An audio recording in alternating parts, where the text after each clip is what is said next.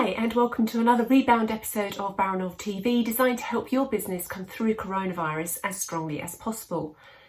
In this episode we're talking about budgets.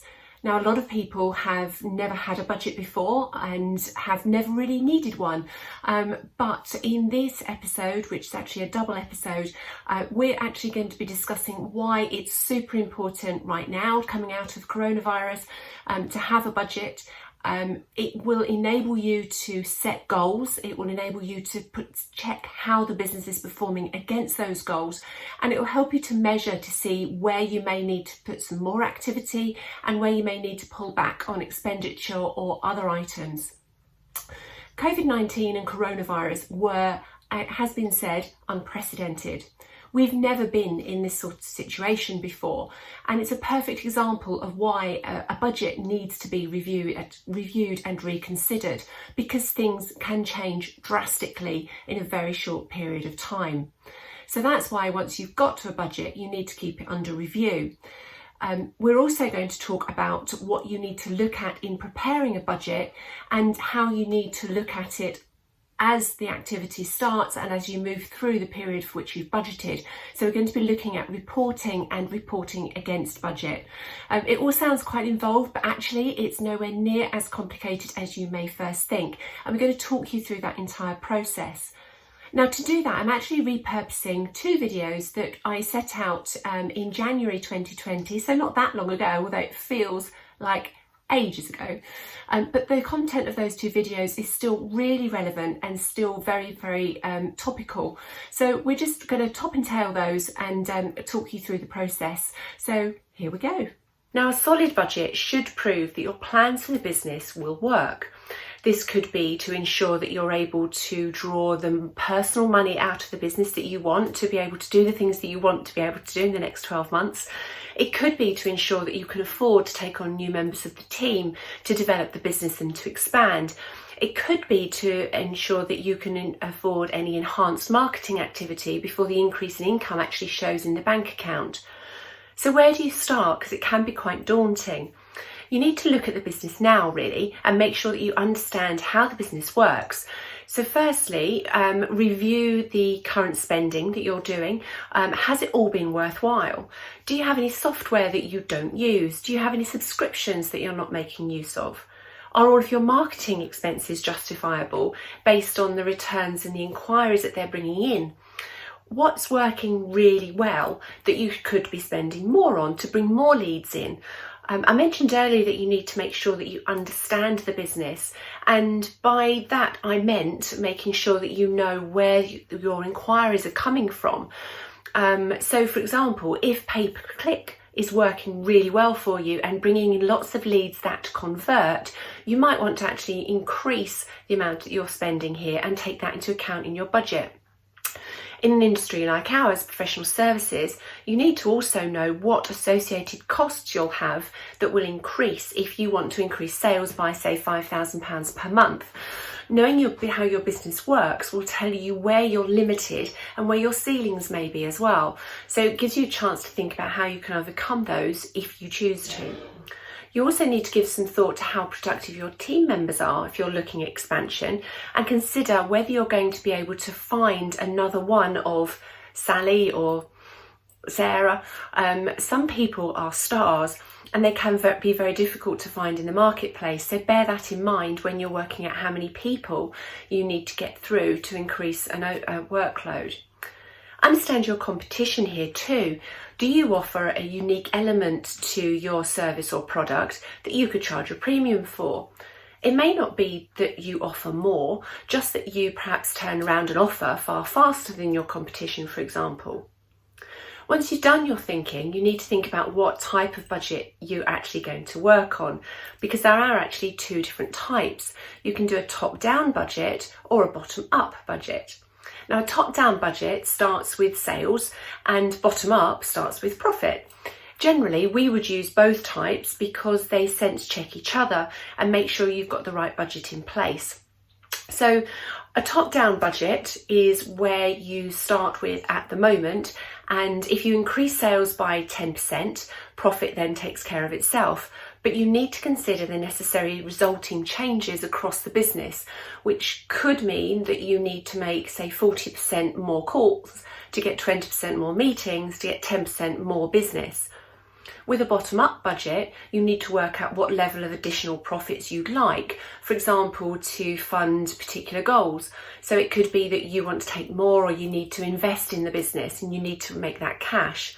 It's much more ethereal, this type of budget, and with a blank sheet as a starting point, which is why we'd always recommend working top down afterwards to make sure that any increase in sales you come up with is actually feasible, particularly when compared to this year's results. It may not be realistic to actually come to the end result that you think you might be able to. There are some areas that are really important when you're designing a budget. Firstly, sales. It's really good to get this as accurate as possible, because this is what's going to actually generate your cash. You also need to understand your fixed and variable costs in the business. Now, fixed costs are things like rent, rates, insurance, and salaries, excluding commissions. As the name suggests, these are set costs regardless of the volume of sales that you make. Whereas variable costs are the costs that, unsurprisingly, vary with how many widgets you might sell. They're effectively everything that's left after the fixed costs. So things to think about here are things like the type of customer you might be looking for. So, for example, some services or products may be more profitable for different customers. So, for example, if they're more local, there could be less travel time involved to factor into any calculations. Make sure you understand what the variable is that changes with the cost. So once you've got a budget, make sure that you use it. It's not just a one-off and bung it in a drawer. The time you spent preparing it is wasted if you don't refer to it again during the year. What you should be trying to do is report against that budget every month, which is really easy if you're using Xero or QuickBooks, for example. All you need to do is use the inbuilt template to upload your budget into the system, and then you can just run a monthly P&L against budget as long as your bookkeeping's up to date. Even if you only add last year's figures from your accounts into the system as a budget, you'll be able to see throughout the year how this year is comparing to last. If your figures are wildly different to those that you've budgeted for, you can investigate why that's happened, and you can start to make decisions about what to do as a result. You can look at whether it's feasible to roll the missing sales figures into future months, for example. Will seasonality kick in and help that, or will actually that make it worse if your slow season rolls in? If your circumstances have significantly changed since you designed the budget, you might want to rebudget, but only if you've got a definite reason for doing so. Not making budget isn't enough of a reason. Bear in mind, though, that budgeting is a learning curve like anything else. So the first time you do it, you're potentially going to be guessing a little bit, and you're bound to set levels that aren't quite right. So just make sure that you keep note of what changes and where you got things a little bit wrong that you can come back to next time around. In last week's episode, I talked about designing budgets and why that can be really useful in the business. So in this week's episode, as promised, I'm going to carry on the theme and talk about why reporting against budgets is so important, and what you should be looking out for as you're going through the process. So when you're reporting against budget, the information can come in a couple of different ways. You can either see the variance, which is the difference between your budgeted figure and the actual figure, as a number, or you can see the variance percentage, which is the difference between your budgeted and actual numbers as a percentage, funnily enough. So be warned when you're looking at this, and the first few times you look at percentage variance, the variance percentage can look quite scary. But when you look at the actual number, it can be relatively small and potentially insignificant. A 20% variance could actually only be 20 quid. So the sales line is very important when you're reporting, as it's the biggest driver for many businesses. So you want to make sure you look at this one. You may well need to adjust targets and behaviours or activities across the business if you've missed your targeted budgeted figure for your sales. If your business has cost of sales, variance in your gross profit percentage is an important one to monitor as well. Your gross profit percentage is your gross profit as a percentage of your sales. And when that number moves, you need to understand what's caused that change. So there are quite a few different potential reasons. It could be that, for example, material costs have changed. It could be that your suppliers may have changed their prices, and those are unlikely to have gone down. You could have a particularly productive team member or otherwise. When you're reporting against budget, do check with us for input. It doesn't have to be anything massive, but what we'd like to be able to do is tell you what variances you don't need to worry about. So for your business, it could be £100, it could be £500 or £1,000. But then whatever you've set that as, you don't then need to look at those figures that variance by that amount.